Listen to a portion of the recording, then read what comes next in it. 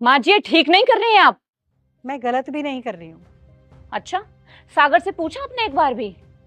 अपनी बेटी को घर बुलाने के लिए मुझे बेटे से पूछने की कोई जरूरत नहीं है।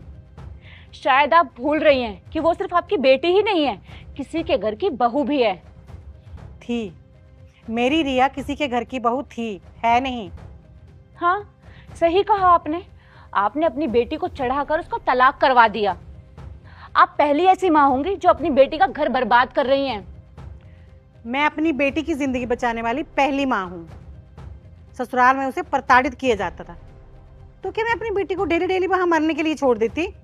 इसलिए मैंने उसे यहाँ बुला लिया। तो यहाँ पर उसकी जिम्मेदारी कौन उठाएगा? आप जानती हैं ना सागर की सैलरी कितनी है?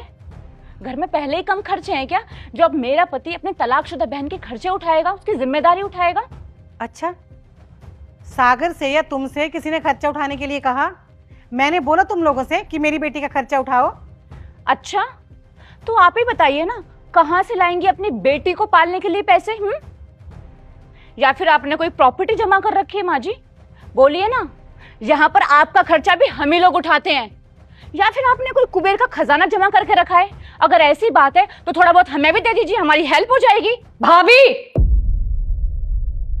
आपकी हिम्मत कैसे हुई मम्मी से इस तरह से बात करने की? अगर आप कुछ अच्छे शब्द नहीं निकाल सकती मुंह से मम्मी के लिए, तो कम से कम अपशब्द भी मत निकालिए। लो आ गई आपकी बेटी, मुंह उठाकर मेरे घर।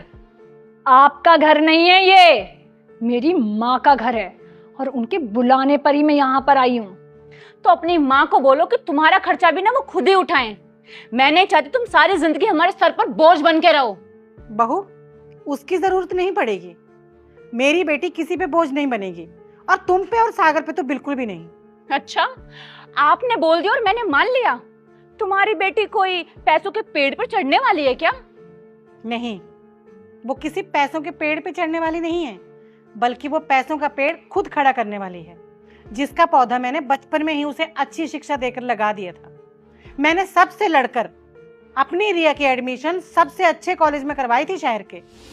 अरे कर तो ली इसने ग्रेजुएशन, अब आगे पढ़ा के कौन सा फायदा होने वाला है? कोई नौकरी तो करनी नहीं है, इसे संभालना तो घर ही है ना। तो ऐसा कहाँ लिखा है कि घर संभालने वाले पढ़े लिखे नहीं हो सकते? अरे हमारी रिया तो कितनी काबिल है, पूरे शहर में एंट्रेंस एग्जाम में टॉप किया है उसने।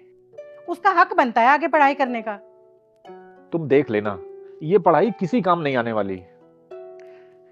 आप एक बात याद रखिएगा, ज्ञान और पढ़ाई कभी बेकार नहीं जाते। और मेरा दिल कहता है कि देखना, रिया की पढ़ाई एक न एक दिन उसके काम जरूर आएगी।